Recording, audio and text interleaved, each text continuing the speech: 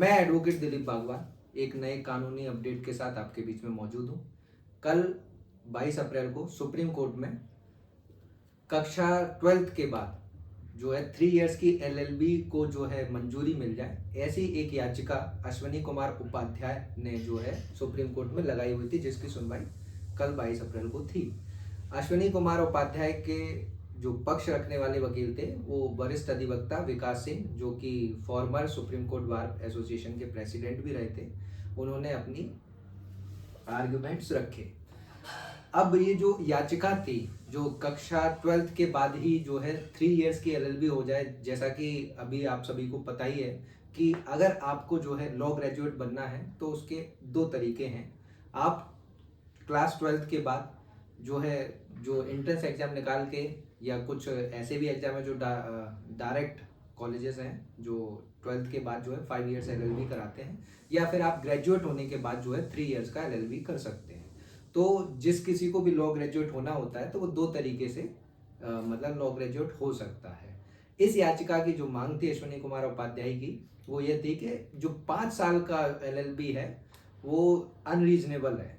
मतलब एक prolonged time के लिए होता है, जिसमें जैसा कि सभी को पता ही है कि एलएलबी जब 5 साल का होता है, जिसमें बीए एलएलबी, बीबीए एलएलबी और कई जगह पे बीटेक प्लस एलएलबी भी होता है। तो उसमें कुछ समय तो जो है ग्रेजुएशन लेवल के जैसे बीए, बीबीए या बीटेक है, उससे रिलेटेड सब्जेक्ट पढ़ाए जाते हैं। बाकी जो है बाकी सेमेस्टर्स में लॉ का जो है सिलेबस पढ़ाया जाता है।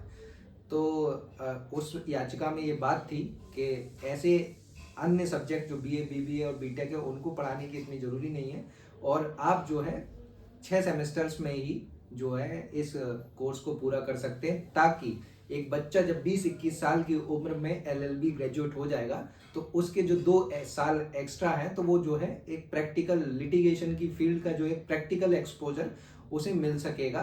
तो इसी बात को रखते हुए जो 5 इयर्स कोर्स को जो है अनरीजनेबल और इर्रेशनल स्टेट करते हुए ये पिटीशन जो है सुप्रीम कोर्ट में दाखिल की गई थी। अब 22 अप्रैल को विकास सिंह जो पिटिशनर के एडवोकेट हैं, उन्होंने क्या कहा?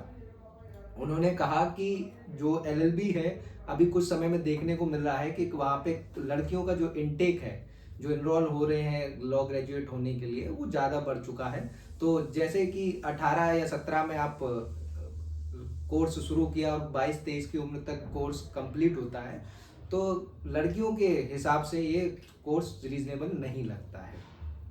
इस पे सीजीआई चंद्रचूड़ जी का कहना था कि according to me even 5 year is less. और इसमें इम्पोर्टेंट बात ये भी रही कि इन्होंने सीजीआई चंद्रचूड़ की बेंच ने, चूंकि इस बेंच को सीजीआई हेड कर रहे थे, तो उन्होंने इसको रिफ्यूज कर दिया एंटरटेन करने से। और उनका एक स्पेशल जो रिमार्क्स था वो इस तरीके से था कि we need mature people coming into this profession, और 5 years course of LLB very beneficial.